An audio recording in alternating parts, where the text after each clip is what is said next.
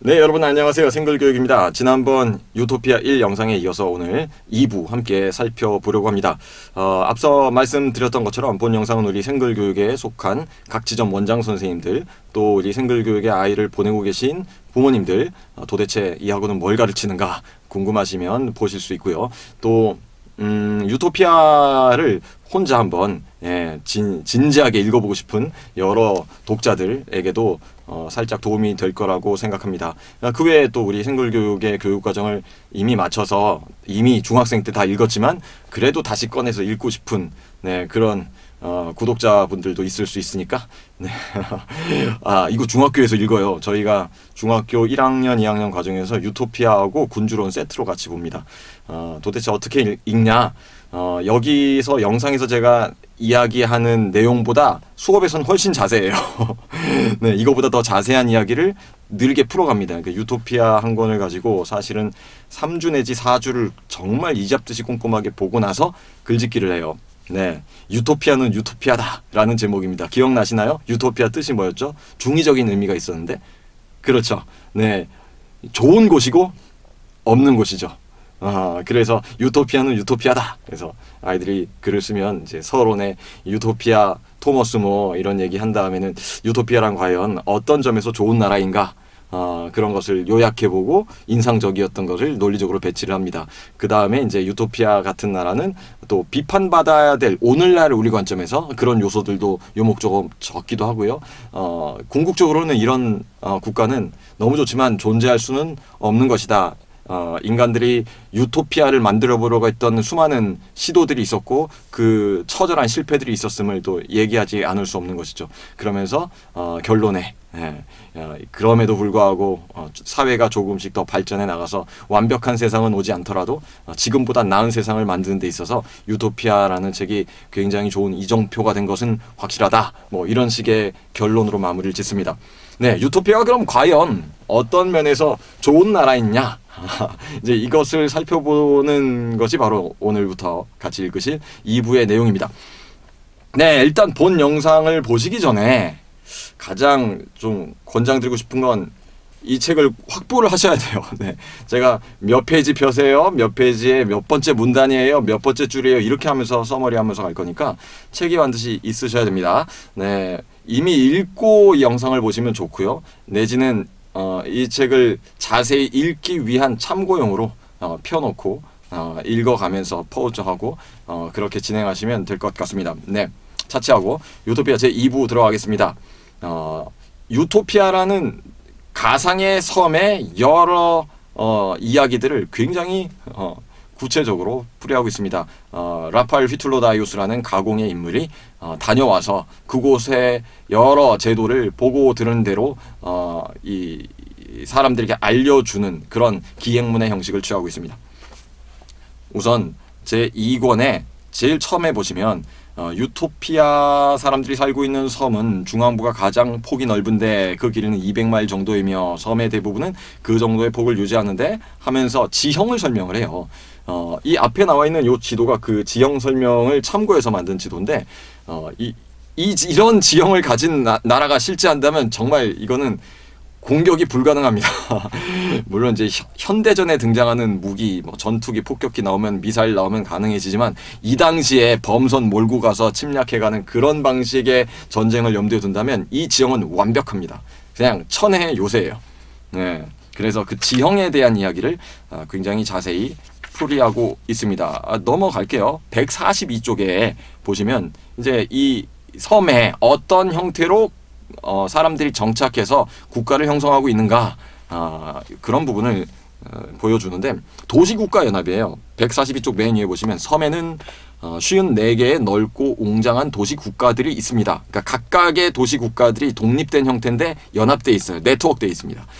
모든 도시국가들은 언어와 습속과 제도와 법률이 동일합니다. 각 도시국가들은 사정이 허락하는 한 동일한 도시 계획에 따라 조성되었으며 뭐 이렇게 되어 있습니다. 이어지는 문단에 보면 매년 각 도시국가는 사리에 밝은 3명의 장로들을 아마우로툼에 위치한 의회로 파견한다 했는데 이거는 54개의 도시국가 중에 있는 중앙도시예요. 그래서 아마우로툼이라는 도시로 각 도시국가의 장로들이 파견돼서 중앙적인 어떤 연방체제 같은 그 역할을 하는 거죠. 연방의회 같은 것이 구성이 되는 겁니다. 흥미로운 점은 그 토지가 누구의 재산도 아니에요. 이거 정말 대한민국에 도입해야 될 것 같은데. 예. 토지는 공공재잖아요. 토지를 이 사고파면 요새 LH 저 사건 얘기도 나오고 하는데 이 유토피아 같으면 알짤없습니다. 143페이지 5번째 줄 보시겠어요? 그들은 토지를 재산으로 생각하지 않으며 다만 뭐로 여긴다? 경작지로 여긴다. 네. 토마스 모어가 중농주의자라고 했었죠. 그러니까 토지란 생산을 위한 수단에 불과하다라는 것이 아주 명확합니다. 그래서 노는 땅이 있으면 안 돼요. 농토로 이 형성된 곳에서는 농사를 지어야 됩니다. 이것은 우리 현행 법률에도 동일하죠. 그죠? 농지를 소유했으면 놀리면 안 되는 겁니다. 자, 이렇게 해서 농사를 짓는데 그 농사를 짓는 부분이 143쪽 중간 약간 밑에쯤 보시면 매년 농가 단위별로 20명이 도시로 돌아가는데 이들은 2년 동안의 농촌 복무를 완성한 사람들입니다. 농촌 복무라는 게 존재해요. 그러니까 농사만 짓는 이 직업 농부들이 따로 있고 도시에 사는 시민들이 따로 있는 게 아니라 도시에 사는 시민들이 로테이션 해가지고 농사를 지러 갑니다. 이건 복무예요. 의무 조항으로 돼 있고요. 그러면서 이제 그런 사람들이 나올 수 있죠. 나는 체질이야. 와, 나는 농사 체질이야. 난 2년 가지고는 성에 앉아. 그러면 그 말뚝박아도 돼요. 그거는 가능해집니다. 왜 2년이냐? 2년 동안 그 농사를 짓고 배우고 또 로테이션하는 과정에서 기술적인 이전이 용이하도록 그렇게 배치를 하고 있습니다. 그러니까 2년 하고 복무하고 그 사람들 몽창 빠지고 새로운 멤버들이 오는 게 아니고요. 그죠?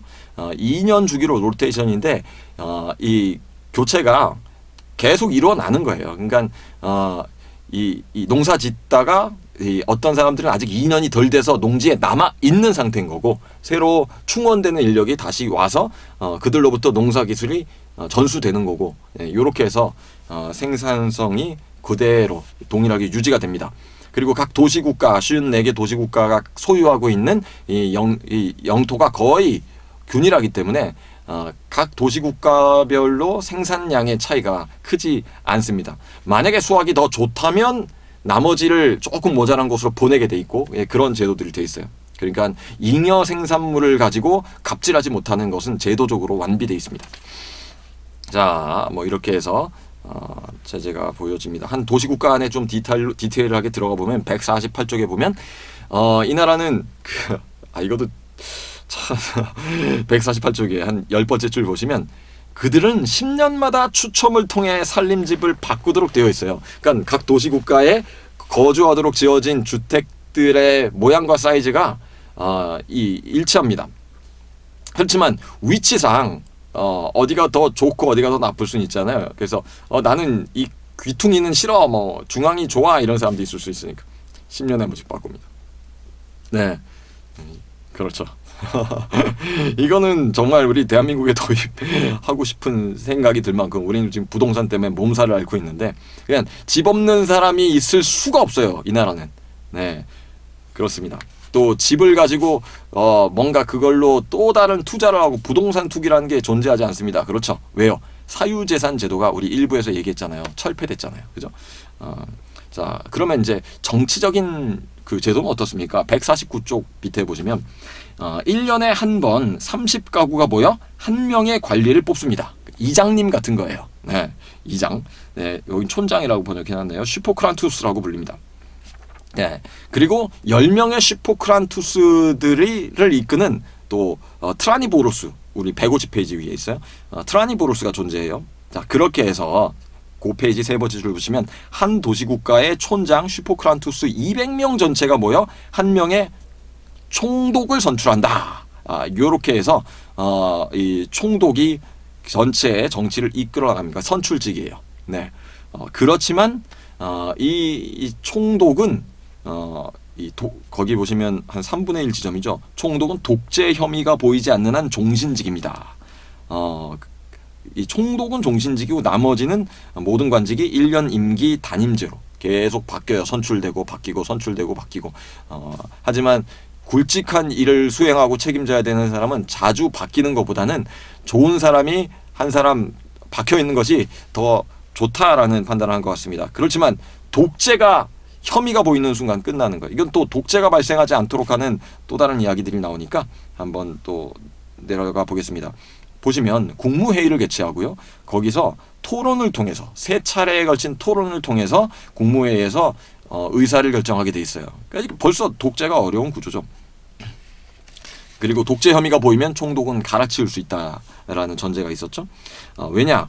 독재가 발생하는 순간 유토피아는 끝난다. 그러니까 독재로부터 지켜내는 것이 일단은 가장 중요한 정치적인 전제가 되겠죠. 그렇습니다.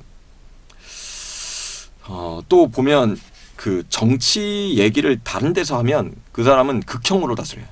그러니까 사적인 자리에서 요거 대한민국에 도입해야 돼. 네, 막 그 보거 먹으면서 막 그 정치 공작하고 뒤에서 다 이 인맥 형성하고 그러면서 중요한 비밀 정보는 거기서 공유해버리고 그런 식으로 못하게 돼 있어요. 그거는 굉장히 극형으로 다스립니다.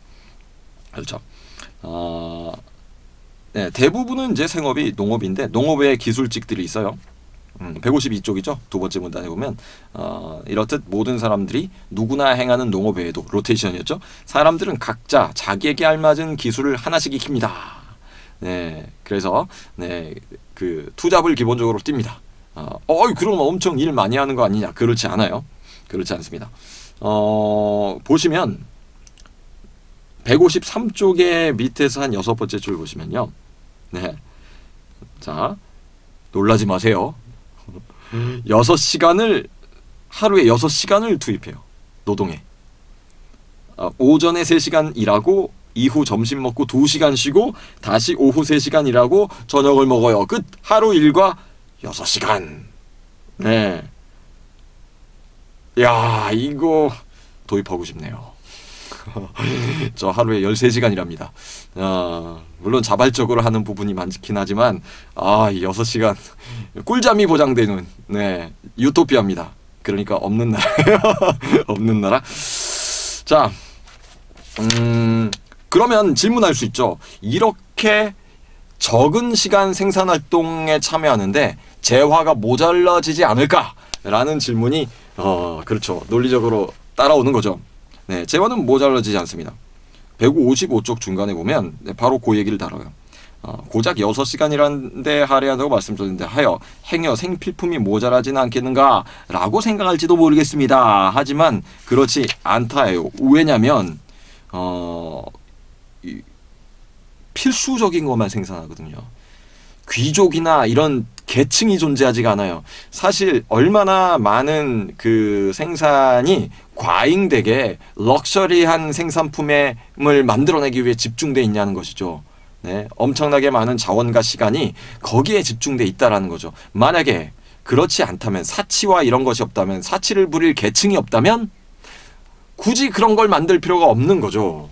네, 그러면 6시간씩 일하는 것을 통해서도 충분히 많은 재화가 공급될 수 있다. 이것은 한편으로는 굉장히 사회 비판적인 요소기도 한 거예요. 뼈 빠지게 일하는데 그 모든 그 고급 이 제품들은 모두 귀족에게 돌아가고 그것을 만들어내는 장인과 또 그 밑바닥에서 다양한 노동자들, 건설 노동자들, 이런 수많은 사람들, 이 사람들은 일하는 것에 대한 응당 대가를 충분히 받지 못하고 있는 것이 대부분 시대잖아요. 그러니까 500년 전에 이런 생각을 했다는 건 정말 탁월한 이건 놀라울 정도로 혁신적이고 혁명적인 얘기입니다. 지금도 적용 못한다니까요. 6시간. 참 저기 주 4일째 얘기가 요새 나오고 있대요. 그건 참 바람직하다 생각이 됩니다. 주 4일째를 하면서 소득 수준은 지금과 동일하게 유지할 수 있다면 그거는 굉장히 좋은 세상일 것 같습니다. 사실 생각해보면 AI가 뭐 만들어 4차 산업혁명이고 생산활동 AI가 인간 다 대체해서 생산해낸다. 그럼 기업의 그 매출이 줄겠냐고요. 줄지 않거든요. 그러니까 그건 분배의 문제만 잘 집중해주면 훨씬 지금보다 나은 세상으로 갈 수 있는 거죠. 그런 것을 함께 고민해 볼 수 있는 근거가 500년 묵은 이 책 속에 있다라는 게 기가 막힌 겁니다. 예. 자, 조금 너무 디테일하게 제가 하는 것 같아서 빠른 속도로 가겠습니다. 네, 유토피아 의복은요 통일돼 있어요. 네, 그래서 럭셔리 이런 거 없습니다. 네, 그런 그 고급 상표들 이런 게 만들어질 필요도 없고요. 그죠? 아주 실용적으로 모두가 동일한 옷을 입습니다. 네. 그러면 여기서 한 가지 나오는 게 이제 애들이 수업하다 보면 이 질문을 꼭 해요. 이제 중학생들이 의복에 예민하잖아요. 다 똑같은 옷 입으면 싫어요. 학교에서도 맨날 똑같은 거 입는데 싫어요. 이러는 거죠.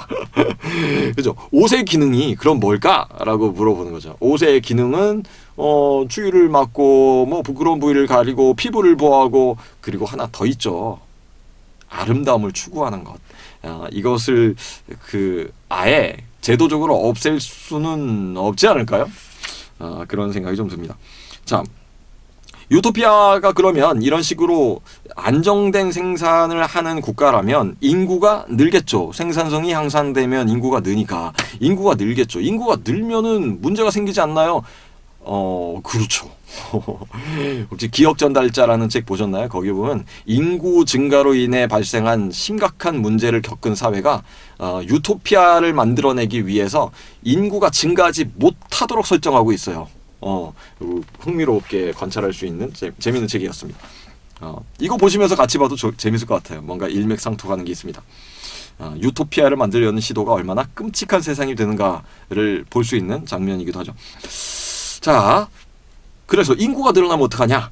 161쪽에 보시면 네, 중간 약간 위에 보면 또한 유토피아 전체 인구가 정원을 초과할 경우 각 도시국가에서 성인을 뽑아 자율적으로 뭐를 건설한다? 식민지를 건설한다. 네, 그래서 이제 식민지가 제국주의 시대의 식민지 그러면 이제 침략해 가서 이렇게 하는 건데 네, 그거 이전에 원래는 이제 이주해 가는 거죠, 그죠? 네, 시물식자, 백성민자, 화성 식민지 만들듯이 다 이 빈 땅에 가서 거기에 정착해서 농토를 경지를 넓히고 정착을 하는 겁니다. 근데 그러면 발생하는 문제가 거기에 정착한 원주민이 있으면 어떻게 되냐?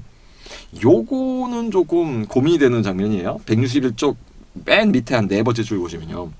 그들은 유토피아의 법률 아래 어울려 살기를 거부하는 원주민들을 식민지 건설 지역에서 쫓아냅니다. 이를 거부할 경우 전쟁을 불사합니다. 이건 어떤 근거로? 자, 이것은 다음 페이지를 보시면 농지를 활용하지 않고 다른 사람도 활용하지 못하게 하는 건 자연법에 반하는 것으로 인간에게는 반드시 경작지가 필요하다라는 이 근본적인 필요가 있다. 그러니 너네가 안 쓰는데 아무도 못 쓰게 해? 그거는 나쁜 거야. 땅은 누구의 것도 아니야. 이 토지가 공공재라는 인식이 그만큼 강한 것이라고 좋게 볼 수도 있고 네, 나쁘게 보면 이거 굉장히 좀 제국주의적인 냄새가 나는 거죠. 그런 부분도 있습니다. 162쪽, 163쪽에 또 이어지는 부분에 보면 이제 이런 거죠. 그렇게 생산된 것을 그럼 어떻게 분배합니까? 네, 어떻게 분배합니까의 부분에서 여기 보시면 162쪽 중간에서 한 7, 8줄 내려오시면 도시국가 전체는 4개의 구역으로 나뉘는데 각 구역의 중앙에는 만물이 교환되는 광장이 있고 네, 몇 줄 내려오시면 그 광장에는 거대한 창고가 있어요. 쉽게 말하면 대형 창고형 마트가 아니라 창고인 거예요. 누구나 와서 필요한 거 꺼내갈 수 있는. 와우. 그러면 드는 질문이 이거죠. 그러면 사람들이 그 한우 등심만 다 가져가면 어떡하냐? 이런 질문이 들 수 있죠. 그런 일은 발생하지 않습니다. 네, 왜냐? 재화가 부족하지 않기 때문이에요. 그러니까 사람들이 창고 같은데 이렇게 물건들을 쌓아놔도 원하는 것, 비싼 것 이런 것을 사재기하거나 자기가 다 가져가지 않는 것은 재화가 부족하지 않기 때문이고 또 그런 것을 사고 팔 수 있는 품목으로 경제 구조가 만들어져 있지도 않기 때문이에요. 또 하나는 집에 가져가 봐야 지가 먹지 못합니다. 왜냐? 공동 식사를 해요. 마을 단위로 네, 마을 회관에 모여서 우리 163쪽 밑에 보시면 15세대씩 30세대씩 하나로 묶어서 마을 회관에서 공동 식사를 합니다. 그렇기 때문에 특별히 어떤 일정한 어떤 식료품을 한 가정에서 몽창 가져가서 자기들끼리 먹는 것은 이게 말이 안 되는 구조인 거죠. 자, 이 속도로 가면 안 될 것 같고요. 조금 읽기에 어렵지 않은 거는 그냥 좀 넘어가도 되지 않을까요? 어떤 느낌이신지 알겠죠? 네, 그래서 읽으면서 어떤 의도에서 이런 나라의 제도를 만들었는지 상상했는지 생각해 보시고 또 오늘날의 기준에서만 너무 보려고 하기보다는 야, 이게 500년 전에 이런 생각을 했다라는 것 그리고 여기서 제시하고 있는 수많은 이상적인 포인트들이 우리가 지금도 고민해야 될 요소로 보여진다라는 것을 생각하시면 될 것 같습니다. 자, 쭉 넘어가면 이제 이 나라는 화폐 제도가 없어요. 그리고 금과 은, 화폐 제도가 없기 때문에 금과 은이라는 것도 그냥 어떤 그 광물질 중에 하나일 뿐입니다. 그러니까 금, 은의 가치가 없어요. 오히려 금과 은은 실용적이지 않은 금속이에요. 금 같은 경우에는 흐물거리니까 쇠에 비해서 그러니까 철은 더 좋은 거고 금은 더 안 좋은 금속인 거예요. 그래서 금은 뭔가 이 천박하고 못난 사람들을 상징하는 것처럼 되어 있습니다. 예를 174쪽으로 한번 넘어와 보시겠어요? 네, 충격입니다. 맨 위에 보시면 요강과 허들의 그릇 등 마을 회관이나 가정에서 아무렇게나 쓰는 물건을 금과 은으로 만들었습니다. 나아가 노예를 구속하는 사슬이나 족쇄를 금과 은으로 만들었습니다. 우리 저 수갑 채울 때 은팔찌 찬다 얘기하는데 이 사람들 진짜 은팔찌 금팔찌예요. 근데 이건 여기에 가치를 인간이 부여하는 상상을 집단적 상상을 했기 때문에 사실 금은 금인 거잖아요. 그렇지만 이 나라는 그런 가치가 의미가 없는 거죠. 네, 그래서 금과 은은 오히려 불명예의 상징이에요. 굉장히 우스운 이야기를 하나 더 던지고 있는데 175쪽에 보시면 아네몰리아라는 가상의 또 다른 나라에서 사신이 왔어요. 근데 사신 본인은 이제 금은으로 치렁치렁하게 치장을 했고 그 뒤에는 딸려온 노예가 있는데 유토피아 사람들은 치렁치렁한 그 사신 본인이 바로 노예라고 생각을 했던 거예요. 네, 그런 일화가 뒤에 소개되어 있습니다. 네, 이제 이 유토피아 2부에서 가장 많은 사람들이 조금 어려움을 겪는 장면에 진입합니다. 쭉 넘어와서 학문에 대한 얘기를 다루다가 가장 중요하게 다루고 있는 것이 바로 철학이에요. 181쪽입니다. 181쪽의 두 번째 문단 윤리 문제를 얘기하면서 요 얘기하기 전에 우리 기본적인 그 그리스 철학에 대해서 조금 키워드만 가지고 요약을 잠깐 하자면요. 이 스토아 학파가 있고 에피쿠로스 학파가 있어요. 이 둘의 그 강조점이 많이 다르기 때문에 보통은 이제 상충하는 가치를 주장했던 것으로 보고 있죠. 스토아 학파, 에피쿠로스 학파. 그래서 여기선 그러면 그 중에 뭘 취하고 있냐? 자, 스토아 학파 같은 경우에는 덕과 이성을 강조하고 어떤 인간의 정신 이런 걸 강조하고 그래서 육체 안에서 일어나는 모든 본능적인 욕구들을 제어해야만 하는 거예요. 그래야 이성에 의한 삶이 되는 거죠. 금욕이 중요하죠. 이게 스토아 학파예요. 반면 에피쿠로스 학파의 키워드는 쾌락입니다. 물론 그 쾌락이라는 게 막 나가는 쾌락 그런 거 아니고요. 네, 이상하게 오해하시면 안 되고 그렇지만 기본적으로 인간이 자유롭게 무언가 스스로를 그 만족해 하는 요소를 무시하지 말아야 됨을 얘기하고 있어요. 그러면 유토피아는 뭡니까? 자, 스토아 학파의 문제도 지적하고 에피쿠로스 학파의 문제도 지적하면서 스토아 학파의 장점도 가져오고 에피쿠로스 학파의 장점도 가져와요. 자, 예를 들자면 스토아 학파의 덕과 이성 좋은 거죠. 그렇죠? 그렇지만 금욕은 안 좋은 거예요. 그거는 부정합니다. 네, 육체를 그렇게 제어해서 뭐 하냐는 거죠. 덕과 이성은 좋은 거예요. 네, 그러니까 스토아 학파의 좋은 거 갖고 왔죠. 네, 그럼 에피쿠로스 학파의 쾌락을 갖고 옵니다. 네, 그렇지만 그 쾌락에서도 그것은 정신적인 만족 쾌락이 훨씬 더 중요한 것으로 얘기하면서 에피쿠로스 학파에서의 본연의 주장을 조금 변형시키고 있고요. 또 하나는 이 에피쿠로스 학파의 또 다른 흥미로운 특징이 이 영혼의 존재, 내세 이런 걸 인정하지 않아요. 근데 유토피아라는 나라는 인간은 영혼이 있고 내세가 존재해요. 그래서 영혼이 있고 내세가 존재했을 때 인간에게는 더 이 현세의 삶에 도덕적인, 자발적으로 도덕적인 삶을 살게 된다라는 요소가 있는 거죠. 굉장히 카톨릭적이죠. 네, 굉장히 카톨릭적이에요. 그래서 유토피아의 나라는 스토아 학파와 에피쿠로스 학파 두 개를 절충하고 있다. 각각의 단점을 제거하면서 좋은 점을 취합하고 있다. 이렇게 보여집니다. 예. 관련한 몇 장면만 보실까요? 자, 거기 보시면 181쪽 거기에 두 번째 문단부터 좀 볼게요.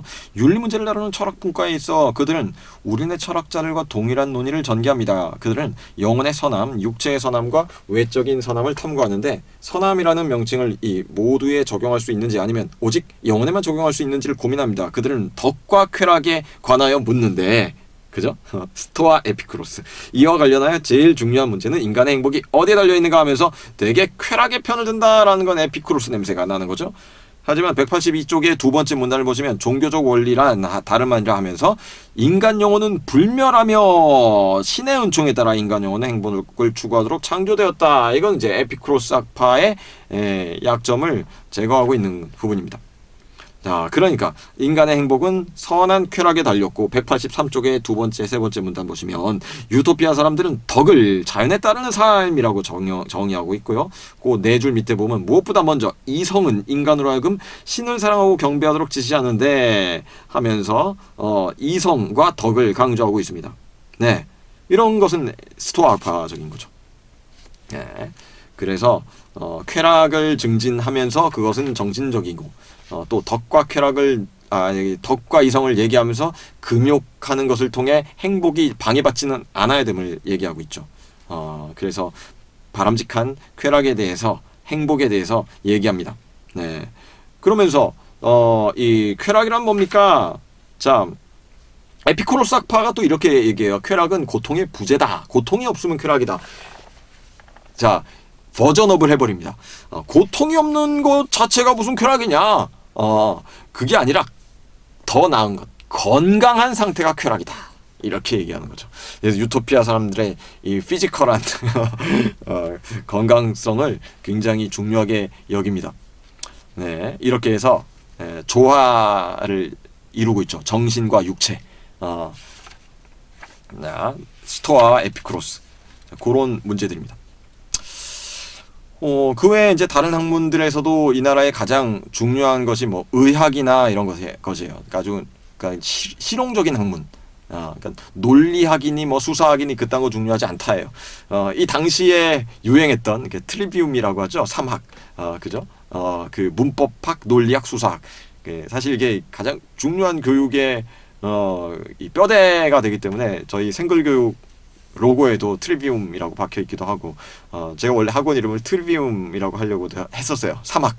그러니까 이게 가장 근원적인 학문이고, 요게 되면 그 위에 다른 학문을 할 수 있다는데, 이 토마스 모어는 이제 논리학에 대해서 의구심을 제기하고 있는 것 같아요. 그러니까 그런 거 하다가 실용적인 이 연구로 못 나갈 수 있음. 그러니까 그 언어 논쟁, 그러니까 말싸움만 할 수 있음을 지적하는 부분입니다. 자, 건너뛰어서 203쪽에 보시면 노예제도 얘기도 나옵니다. 유토피아인데 노예가 있습니까? 자, 이 당시는 일단 500년 전이에요. 500년 전. 그걸 염두에 두셔야 돼요. 자, 노예 해방 얘기 나오고 그게 이제 1700년대 말에나 가서야 슬쩍슬쩍 나오는 거잖아요. 아니죠. 정확히는 1800년대 가야 이제 뭐 본격적으로 얘기가 나오네요. 그리고 노예 해방이 되는 것이 이제 19세기 거의 끝자락에서나 일어났고, 노예 해방 해놓고도 인종차별이나 이런 문제로 20세기 와서도 난리를 겪잖아요. 그렇게 그런 관점에서 보면 유토피아는 훨씬 앞서간다 이거예요. 노예제도인데 이게 기존의 노예제도랑 달라요. 누가 노예가 되느냐, 이제 이걸 질문해야겠죠. 203쪽에 보시면 거기에 노예에 관하여 이렇게 소제목이 있고, 네 번째 줄에 보시면 그들은 자국민들 가운데 범죄를 저지른 사람들을 노예로 삼으며 그보다는 다른 나라 시민으로 자국에서 극형을 받은 사람들을 몸값을 지불하고 사온대요.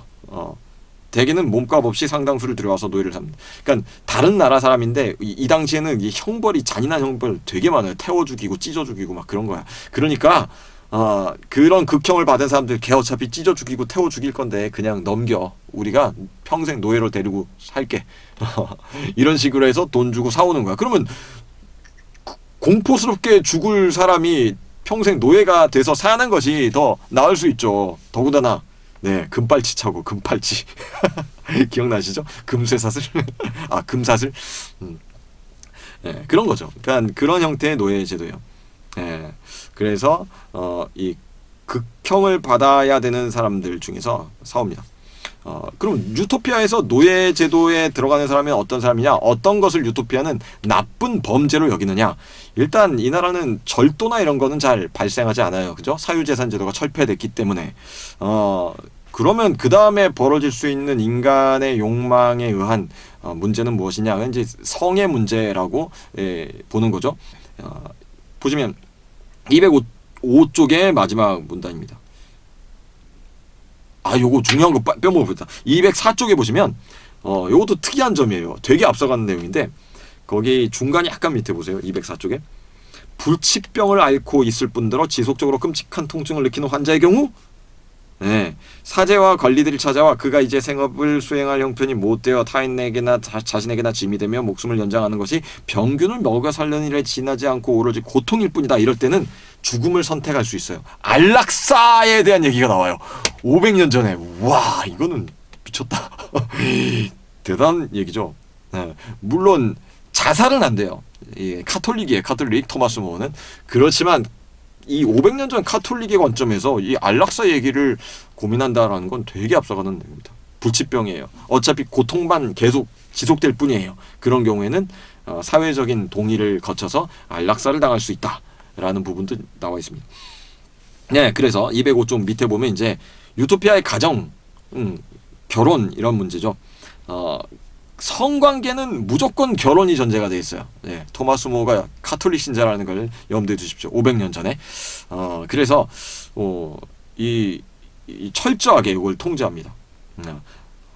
그렇기 때문에 이제 결혼이라는 것은 단지 이 사는 문제가 아니라 한 남성과 한 여성이 건강하게 결합하는 거다라는 이 관점이 있는 거죠. 그렇게 봤을 때는 건강이 중요한겠죠? 그 육체의 어떤 그 핸디캡을 숨기지 말아야 되는 부분이 있어요. 그래서 또 충격적인 내용일 수 있는데 206쪽 중간에 보면 이렇게 돼 있습니다. 이 결혼 대상자에게 상대편에게 알몸을 보여줘야 돼요. 그게 이게 여성만 보여주는 게 아니고 남성도. 그래서 혹시 병이나 어떤 장애를 숨기고 있지 않은가. 그래서 그 결혼 전에 이제 이런 걸 검사를 받습니다. 네. 그러니까 이제 속아서 결혼하게 되지는 않는다. 이제 이런 부분이 있죠. 그리고 기본적으로 일부 일처제입니다. 네. 그러니까 이 이슬람 종교에서는 이 유토피아가 아닐 수 있겠습니다. 이슬람 종교에서 꿈꾸는 유토피아는 걔네 내세관에 보면 하여튼 있어요. 네, 일부 일처제입니다. 그래서 간통죄는 엄숙하게 다룹니다. 간통죄는 아주 엄숙하게 다루는데 208쪽 마지막 문단이죠. 결혼관계를 파괴하는 행위에 대해서는 매우 심한 노역형을 받습니다. 그런데 이런 경우는 있을 수 있잖아요. 남편이 바람폈어. 그렇지만 간통죄예요. 그래서 노역형을 받아야 돼요. 근데 나는 이 남자를 버리고 싶지 않아. 나는 이혼을 해서 재혼할 수 있어요. 이런 경우에. 그렇지만 나는 가정을 지키고 싶어. 그럴 경우에는 208쪽에 좀 당황스러운 얘기를 합니다. 밑에서 네 번째 줄이에요. 하지만 간통의 피해를 입은 배우자가 계속해서 간통을 저지른 배우자를 사랑할 경우 결혼관계를 지속할 수 있습니다. 이 경우 죄 없는 배우자는 노예가 된 자신의 배우자와 함께 노역을 감당해야 합니다. 와, 이건 뭘까요? 뉘우치는 거죠. 내가 저지른 간통 때문에 이 사람이 함께 노역형을 받는구나. 이 사람은 나는 잘못을 했지만 나를 용서하기 위해서 함께 노역형을 받아주는구나. 그래서 참된 그 뉘우침이 있을 수 있다는 거죠. 갱생이에요. 이건 제도로만 할 수 있지 않다는 거죠. 그러니까 가정의 근본적인 원리, 사랑과 용서가 전제가 되는 거죠. 되게 짠합니다. 물론 이렇게 했는데도 거기 209쪽 네 번째 줄 보세요. 다시 한번 간통 저지르면 사형에 처해집니다. 엄청나네요. 네. 그러면 성범죄자는 어떻게 됩니까? 성범죄자들은 210쪽의 메뉴에 보면 강간 미수는 강간과 같은 형벌을 받습니다. 그래서 극형을 받습니다. 이 대한민국의 도입이 시급합니다. 그래요. 그러면 법이 엄격합니까? 이러한 성적인 범죄나 가정을 파괴하는 범죄에 대해서는 좀 엄격해 보여요. 그렇지만 일반적으로 대부분의 법은 그렇지 않습니다. 211쪽 맨 밑에 마지막 문단을 보시면 유토피아 사람들은 소수의 법률을 제정했다라고 돼 있어요. 법률적 단속이 그다지 필요하지 않을 정도로 무엇을 통해 사람들이 좋은 성정을 갖고 있다? 교육을 통해. 요거는 굉장히 성선설적인 이해죠. 교육을 통해 인간의 근본적인 문제가 인간은 선을 가진 존재이기 때문에 교육을 통해서 충분히 건전한 삶을 영위할 수 있다. 그건 법으로 강제할 것이 아니다라는 입장이죠. 그러니까 소수의 법률만 제정하는 겁니다. 네, 그러합니다. 그래서 이 토마스 모 본인이 사법 장관이었잖아요. 법무부 장관이에요. 그러니까 법에 대해서 이 당시에 가장 해박했던 사람이죠. 본인이 내린 결론은 법은 복잡하면 안 된다. 법은 간단하고 간단하게 적용할 수 있으면 된다. 그 외의 건 어떡하냐? 잘 교육하면 된다. 종교가 중요하다. 종교의 역할을 통해서 사람들이 감동을 받으면 변화된 삶을 살 수 있다라는 그런 전제를 갖고 있습니다. 네. 여러분은 어떻게 생각하시나요? 요거 가지고 또 아이들하고 많이 토론했던 것 같아요. 엄격해야 되냐, 엄격하지 않아야 되냐. 너는 성선설이 맞는 거 아니야, 성악설이 맞는 거 아니야. 네가 네 자신을 봤을 땐 뭔 거 같냐. 이렇게 물어보면 아이들 대부분은 성악설이 맞는 것 같습니다라고 얘기를 하더라고요. 네, 진행하겠습니다. 네, 217조 군대. 군대가 있으면 유토피아가 아니지 않습니까? 세상이 유토피아가 아니잖아요. 그죠? 언제나 전쟁은 벌어질 수 있으니까 유토피아 자체만 놓고 보면 전쟁이 있을 수 없겠지만 갈등이 있을 수 없겠지만 네, 주변에 있는 나라들과 어떻게 완벽한 조화를 이룰 수는 없잖아요. 그러니까 전쟁 대비를 합니다. 네, 기본적으로 평화주의자들이에요. 217조 위에 보면 유토피아 사람들은 전쟁을 짐승의 일되 짐승보다는 인간들이 더욱 열심히 일하고 믿어 이를 경멸한다 하면서 라틴어 언어 유희를 하고 있어요. 그 밑에 코멘트 나와 있습니다. 전쟁은 짐승의 일이다. 자, 그렇지만 남녀 모두에게 열심히 군사훈련을 시켜놔요. 여성도 군사훈련을 받습니까? 네. 이 중요한 이유가 있어요. 일단 좀 이따 얘기하기로 하고요. 자, 그러면 전쟁에서 유토피아는 어떤 방법을 취합니까? 가장 중요한 건 자국민의 피해를 최소화하는 거예요. 그러니까 자국 군대 파병은 가장 마지막에 하는 일. 그러면 전투를 하지 않고 이길 방법 뭐가 있을까? 유토피아에 넘쳐나는 게 뭐겠어요. 아니 노예도 금차고 있잖아요. 그런 걸 이용하는 거예요. 평소에 비축해 두었던 풍부한 재물을 이용해서 매수를 합니다. 우선 그 상대국의 왕을 암살하거나 생포하는 사람에게 어마어마한 상금을 걸어줘요. 그 다음에는 이 두 번째 단계로 내분을 일으킵니다. 매수하고 내분을 일으켜요. 그죠? 돈으로, 최대한 돈으로. 네. 그리고 마지막에는 그 자국 군대 투입하기 전에 용병을 써요. 용병. 돈 많으니까. 그러면서 223쪽에 보면 두 번째 줄이죠. 그들은 해외에서 용병을 고용하는데 특히 자폴레테스 사람들을 선호합니다 해놨는데 이 자폴레테스 사람들의 이야기를 그 다음 문단에 장황하게 하고 있거든요. 하여튼 인간 쓰레기들이다 뭐 그런 얘기예요. 요거는 이 15세기 당시에 15세기, 16세기에 가장 유럽에 악명을 끼쳤던 용병 그룹이 있어요. 이 스위스 용병들인데 바로 헬베티아 사람들을 일컫는 것 같습니다. 요 다음에 우리 군주론 하면서 요 얘기 나올 거니까 그때 잠깐 살피기로 하고요. 어쨌든 돈으로 최대한 자국 군대의 파병을 안 하려고 하는 거죠. 그러면 자폴레테스 사람들은 무슨 죄냐? 225쪽에 별로 동의가 되는 부분은 아닌데 거기 다섯 번째 줄 225쪽 다섯 번째 줄 끄트머리부터 볼게요. 유토피아 사람들은 자폴레테스 사람들이 얼마나 많이 전쟁터에서 죽게 될지 고려하지 않습니다. 오히려 인류를 위해 굉장한 공헌을 하는 것이라 생각한다. 그러니까 자폴레테스 사람들은 개체수가 줄어들수록 인류에 공헌하는 거다. 그러니 유토피아가 최대한 소비해주겠다. 이런 겁니다. 네, 이거 매우 좀 이 인종주의적인 발언일 수 있죠.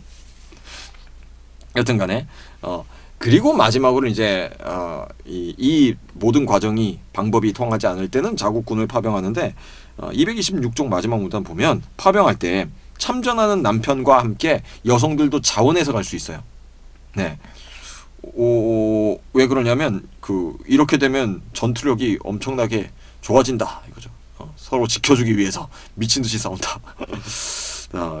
약간 허황된 얘기 같은데 글쎄요. 네. 부부싸움 중일 수도 있잖아요. 네. 전투를 빙자해서 다른 전투를 벌일 수도 있지 않을까. 네, 여튼 여성들도 함께 전투에 참전해서 전투력을 극대화하는 이제 그런 공상을 하고 있습니다. 또 전투 중에는 이 아주 알렉산드로스의 전술을 쓰는데 228쪽에 보면 10번째 줄쯤이네요. 오직 적장 한 놈만 팹니다. 그래서 적장을 제거해서 전투를 신속하게 종결시켜야 최소의 인명피해가 난다. 그러니까 이 모든 이야기들 상상이지만 이 병법으로는 이렇게 안 될 수도 있죠. 그렇지만 이 기본적으로 뭐가 깔려있냐. 전쟁은 짐승의 일이다. 최대한 전쟁은 피하는 것이 좋다. 인간의 생명을 귀하게 여기는 그런 사상이 깔려있는 거죠. 이게 휴머니즘적입니다. 그렇죠? 인문주의 시대 아닙니까? 자, 232쪽 이제 거의 마지막 부분인데 유토피아의 종교 얘기가 나와요. 유토피아는 보시면 이 유일신 신앙을 갖고 있어요. 유일신 신앙을 갖고 있는데 기독교는 아니고 자신들의 자체 종교예요. 근데 상당히 이제 또 카톨릭적인 냄새가 납니다. 그래서 우주의 창조자는 오직 한 분, 유일신. 그러니까 유토피아에 기독교가 소개됐을 때 유토피아 사람들이 이렇게 세례를 받고 기독교를 환영하고 있는. 그럼 종교 자유가 허용됩니까? 허용됩니다. 네. 그럼 모순 아닌가요? 왜 우리 지난 시간에 토마스 모어는 개신교인들을 막 극형에 처했다고 했잖아요. 뭐 좀 그러네요. 좀 그러네요. 네. 그래서 유토피아 안에 이 다양한 종파는 허용되는데 이 토마스 모어가 싫어했던 게 있어요. 그러니까 종교 논쟁이죠. 나는 옳고 너는 틀렸어. 이게 맞으니까 너는 이단이야. 요런 논쟁. 요게 236쪽 마지막에 보면 나와 있어요. 그래서 보시면 자신의 종교를 강요해서 다른 종교를 모독하면 그것은 굉장히 심각한 문제가 됩니다. 여기가 아니고 네 235쪽입니다. 미안해요. 235쪽 밑에 세 번째 줄 보면 제재를 받은 그 사람들로 말씀드리자면 그는 세례를 받자마자 지나치다 싶을 정도로 열성으로 그리스도교를 대중에게 전도하고자 했습니다. 저희가 그러지 말라고 일렀음에도 마침내 그의 열정이 정도를 넘기자가요 우리 종교를 나머지 종파들이 앞세울 뿐만 아니라 심지어 나머지 종파들이 잘못되었다고 비판하기에 이르렀습니다. 자, 이렇게 되는 것은 범죄가 됩니다. 네, 지나친 포교, 강압적인 포교, 그리고 독단적인, 그리고 타 종파들을 빈정대고 비아냥거리고 깔아뭉개는 이런 형태의 종교 논쟁에 대해서 매우 엄하게 잘못됐다라고 비판하고 있습니다. 평온한 방식으로 해야 돼요. 네. 그래서 종교 문제에서 소요를 야기하면 237쪽에 위에 보시면 추방령이나 노역형을 받게 되어 있습니다. 그렇죠.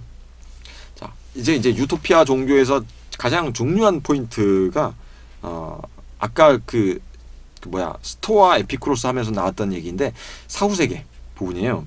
238쪽의 두 번째 문단 보시면 유토피아 사람들은 살아가면서 지은 죄는 사후에 심판을 받으며 쌓은 덕은 상을 받는다라고 믿습니다. 그들은 이런 믿음을 부정하는 자를 인간 축에 든다고 생각하지 않는데 왜냐하면 이런 자는 인간 영혼의 존엄함을 하잘것없는 짐승 수준으로 떨어뜨리는 사람이기 때문입니다. 그러니까 인간은 영혼 불멸설이죠. 영혼을 가지고 있고 그리고 죽은 다음에도 심판이 있다라는 사상 때문에 이 유토피아 사람들은 최대한 좋은 것을 보상으로 받고자 현세에서 매우 충실한 삶을 산다라는 부분이죠. 그러니까 내세신앙, 영혼 불멸설이 이 종교의 굉장히 중요한 부분임을 그것이 있기 때문에 스토아니 에피쿠로스는 이런 철학을 뛰어넘어 종교라는 것이 그 안정적인 사회를 유지해 줄 수 있음을 얘기하는 거죠. 그렇죠.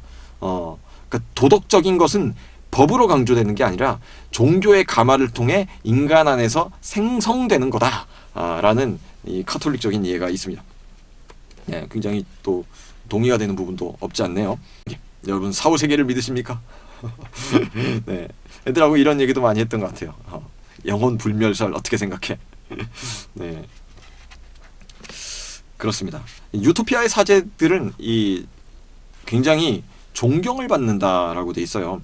244쪽 메뉴에 보면 유토피아의 사제는 대단히 경건한 사람이며 따라서 아주 소수입니다. 각 도시국가별로 13명 이하의 사제가 있다. 그러니까 그 사제 계층은 발생하지 않을 수 없는데 그들은 사회적으로 도덕적으로 가장 탁월한 사람들이다라는 얘기가 되는 거죠.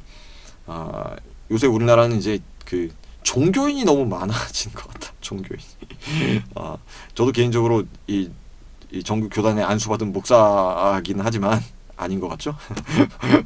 목사예요. 부끄럽습니다. 가끔씩은. 개신교회가 너무 많아지고 성직자들이 너무 많아지고 뭐 많아져서 좋은 일 많이 하면 좋은데 또 전체적으로 이렇게 그 지적 수준이나 여러 가지 수준이 좀 떨어져서 사회에 문제를 일으키는 요소들도 요새는 좀 많아진 것 같습니다. 네, 너무 많은 게 문제가 아닐까. 그런 생각이 들었습니다. 그래서 이 유토피아의 사제들은 소수이고 탁월하고 그들은 그래서 245쪽 두 번째 문단 보시면 어린 나이와 청소년들의 교육을 담당합니다.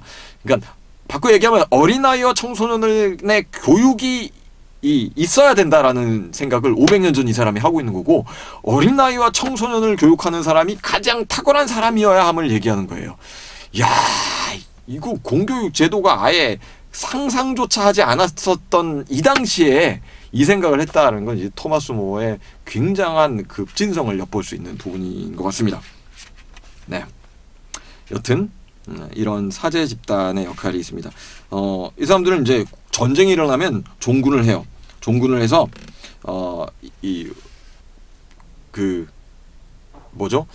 전쟁하면서 아군을 위해서만 축복기도 하고 막 그렇게 하잖아요. 얘네는 안 그래요.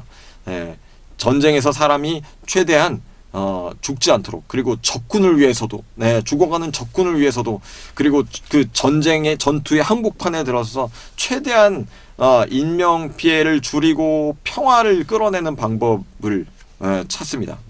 종교의 자리가 그 극단적인 분열과 갈등의 한복판에 들어가야 된다라는 생각을 가졌다는 것도 토마스 모어의 아주 대단한 해안이라고 보여집니다. 거의 끄트머리입니다. 255쪽이에요. 그러니까 이 유토피아라는 나라에서 재원의 분배가 공평하고 계층이 형성돼 있지 않죠. 평등사회예요. 그렇기 때문에 그런 평등사회의 관점에서 불평등사회의 가장 전형적인 모습을 갖기 시작했던 자본가가 막 형성되기 시작했던 이 당시의 영국을 이렇게 얘기합니다. 255쪽 네 번째 줄부터 보시면 이런 점에서 저는 유토피아의 평등사회를 다른 나라들에서 널리 적용되는 정의와 누가 감히 비교할 수 있을까 싶습니다. 하기야 다른 나라들에서는 정의 혹은 공정함의 흔적이 작으나마 있을 리가 만무합니다. 귀족들, 자본가와 고리대금업자 등과 같이 아무것도 하지 않거나 혹은 공익에 전혀 쓸모없는 일을 하면서 생기를 꾸려 화려하고 사치스럽고 지나치게 한가한 생활을 영위하는 불로소득 사람들이 있는 동안 정작 노동자들, 마부들, 장인들, 농부들은 계속 고단한 일을 하면서도 노역의 길말을 내려놓을 수 없을진데 도대체 이런 곳에 정의란 존재하기나 하는 것입니까? 그러니까 정의라는 것은 이 가난한 사람들이 힘겹게 노역하면서 사는 것은 정의가 아니다라고 얘기하는 거죠. 정말 박수 쳐주고 싶은 얘기입니다. 그래서 이 노동자들이 편안하고 건강하게 살 수 있도록 하는 그런 정의로움에 대한 질문을 던지고 있습니다. 257쪽의 중간쯤이죠. 유토피아에서는 화폐를 철폐했고 그와 더불어 탐욕을 제압함으로써 산더미 같은 노역을 쓸어버렸으며 온갖 범죄의 싹을 뿌릴째 뽑아버렸다. 화폐를 철폐하면 일상의 처벌로는 그 죄를 물을 뿐 도저히 막을 수 없었던 사기, 절도, 약탈, 분쟁, 소요, 소송, 반란, 살인, 배신, 암살 등이 말끔히 사라진다. 화폐 경제를 철폐하고 사유재산 제도를 철폐하는 것, 그리고 평등 사회를 이룩하는 것, 그리고 재화를 공평히 분배하면서 누구나 건강하게 자발적인 참여로 공동체적인 사회를 구성하고 유지하는 것, 참 꿈꿔보고 싶은 가슴 뛰는 이야기들입니다. 유토피아죠. 그러나 유토피아입니다. 없는 나라야.